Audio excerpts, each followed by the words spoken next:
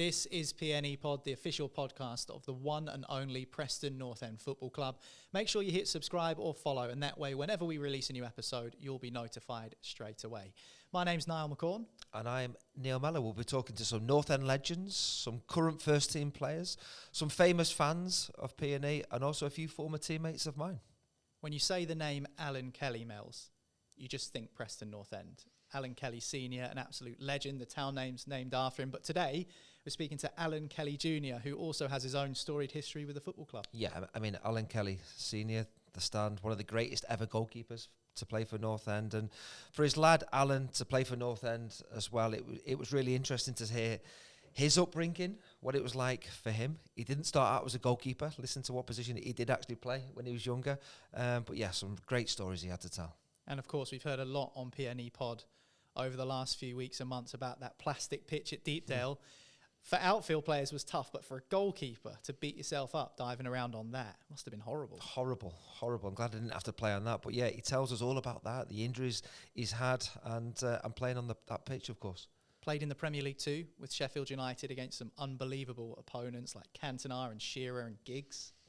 Yep, all those. Internationally as well for Ireland. He talks about the World Cups he's played at, which shirts he's got off teammates, off opposition players as well. Yeah, and he's been chilling out with Carlo Ancelotti as well recently, which isn't too bad. Of course, he's currently the goalkeeping coach at Everton. But without further ado, let's get straight into our chat with Alan Kelly Jr. Our next guest on PNE Pod comes from a North End footballing dynasty. Alan Kelly Jr. is on the show. How are you doing? I'm very good, thank you. Yeah, thanks for inviting me and looking forward to a good chat. No problem. Now, you were just telling us before we started recording that you've been in Madrid the last few days. How do you end up in Madrid? What have you been doing? Well, very fortunate. I worked with Carlo Ancelotti and Davide and all his team for nearly 2 years at Everton, and got an invite to go over, and we went to watch Alaves, and they won 5-0, and then we went to watch the goalkeepers train, in the next preceding 3 days. So absolutely fantastic experience. Brought my son Bertie, and he's a budding goalkeeping coach as well. So it was, it's good learning from him. But what a stadium, what a man, and literally one of the best managers I think there has been in world football. Well, you've been in the game a long time, player, coach. He is one of the best, is he? Yeah.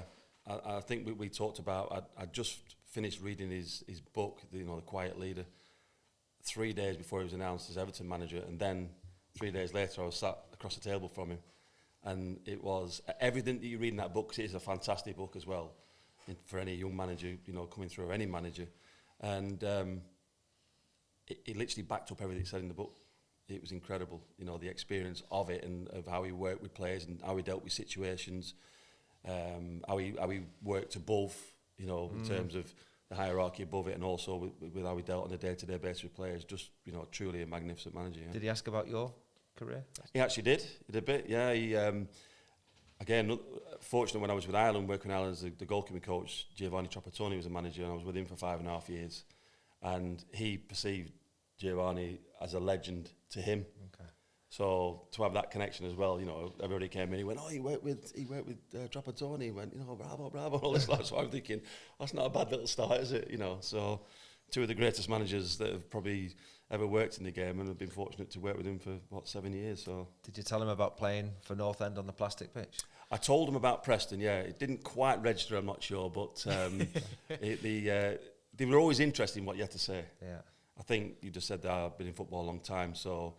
I think any experience, and that's just the nature of the man, that it doesn't matter how small that experience or how big that is, it's still an experience. Well, he's a football man, and surely he'd be interested to know that your dad has a stand named after him at Deepdale. Yeah, because it's history, isn't it? Yeah. And he would talk about things. That's what I'm saying. It didn't always have to be the biggest game. It didn't have to be, Champions League or Premier League or whatever it may be. It could be talking about any part of football, actually all life. Sometimes you sit down and say, "What do you think about what happened today?" or something outside of it. So, really humble. Obviously, as I said before, his record in management and the teams that he's managed is second to none, and just as a man, really, in terms of how he deals with people of all walks of life is exceptional.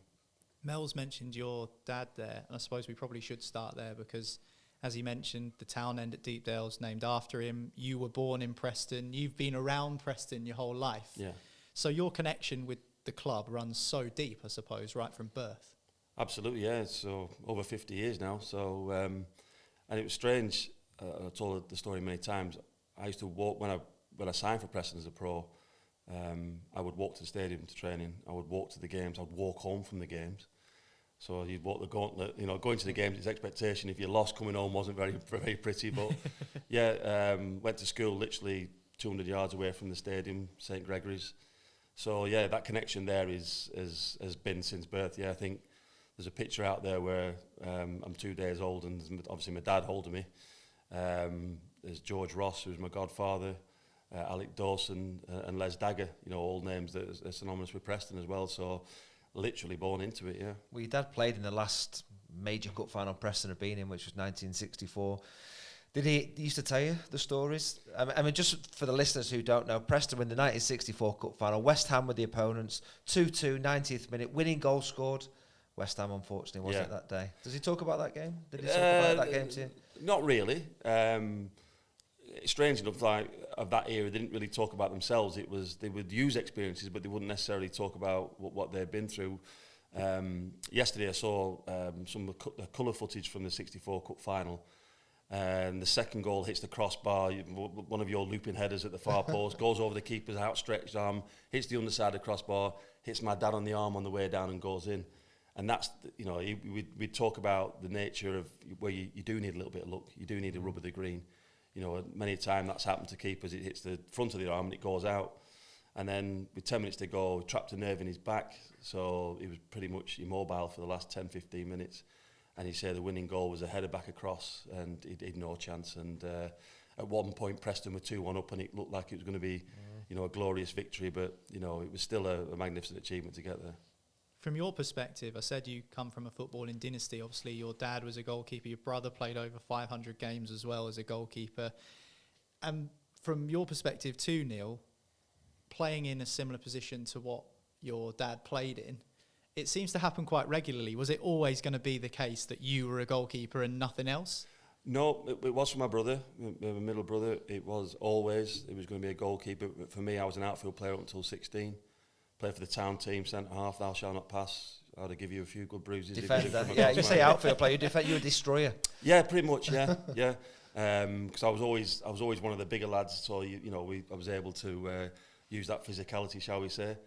And then, the story's been mentioned many times. I went into industry, British Leyland, got a 4-year apprenticeship, but Glenn Campbell's Caravans got a broken finger. He was a player at the time, the goalkeeper. I was Kelly's lad. I went in goal, made 5 or 6 saves, and because of Preston at the time and the situation where they didn't have a lot of money and the club was heading towards re-election really in the Football League, I was a no-cost option. So I went in. So you weren't interested in being a goalkeeper? You a defender thing? I don't want to be a goalie, like your own man. Yeah, I just love playing football, if that makes sense. I just, wherever it was going to be, I used to go away with the youth teams and just make up the numbers and it really enjoyed that side of it. So just whether it's playing football in the street or being with the youth team or playing with the town team with Preston, Dick Clegg was the manager. He was synonymous with schoolboy football in Preston, and it was I just loved playing football, wherever that's going to be. And then suddenly I get thrust into goal, and I suppose because there was no expectation of me, I didn't feel that expectation to be a goalkeeper. If that makes sense. I didn't really feel the pressure of my dad, being 500 games for Preston and, he was a manager and so there was no pressure, the fact that your dad was one of the greatest ever goalkeepers for Preston. You're in between the sticks. Is he as good as his dad? I always got that, don't get me wrong. But I know it sounds contradictory, but I never felt it. I never felt the expectation or pressure on me that I had to measure up to that. I just went in and enjoyed it, if that makes sense. I used to get pelters, I really did, because you're not as good as your dad. Well, I know I'm not. So I was sort of quite a realist in that way. But I think the way I came into it, I say I was, for want of a better expression, I was working for a living, being an apprentice electrician, and that in itself was, getting up at 7 in the morning, cycling to Leyland and doing your job, and then coming home and then getting your overalls off and going playing a reserve game for Preston. What did your dad say to you? Because there's a good quote out there. Was it September '85? You signed your pro contract. You're an electrician. You've told your dad. What's he had to say to you? Oh my word. He nearly chased me around the table, the kitchen table. I remember going home in my overalls. I used to get a lift, but I couldn't get a lift. I had to cycle. It was 11 miles to Leyland and back. So I used to cycle there at 6 in the morning. I'd eat my lunch because I was starving by the time I got there, do a day's work and drive back. So on this particular day, the 25th of September, I went to work. I cycled back in my overalls. I called in at Preston. I signed my 8-month contract. So it wasn't even any longevity in it because they always thought, we'll give me it and see what happens. Signed my 8-month contract, got on my bike, went back to the house, walked in. My mum's in the kitchen with making the tea. My dad sat at the table, come back from Everton where he was goalkeeping coach. And said, I've got something to tell you. What something happened at work? I went, no, it wasn't at work, Dad. I said, it was at Preston. I took the contract out of my overalls, put it on the table. I went, I've just signed for Preston. Jesus! The real Irish came out with them. He went, I told you got to get a... Because he was a tradesman himself. He was a qualified plasterer and a hairdresser. But because of my entry into football or the pathway it happened for me, he just couldn't see it. He just couldn't see it. It was... and the shock. And I said, it's a bit late, Dad. And I got the contract and I rubbed the ink. I went, it's not going to rub out. I've signed. So how long did it take him to come round and finally kind of accept? Like that. As soon as he saw the contract, as soon as he saw the signature, like that. Okay. Well, you know what you have to do. And that was it. Neil Mellor scored. Preston take the lead. And that's exactly what it means to Neil Mellor to score in the West Lancashire derby.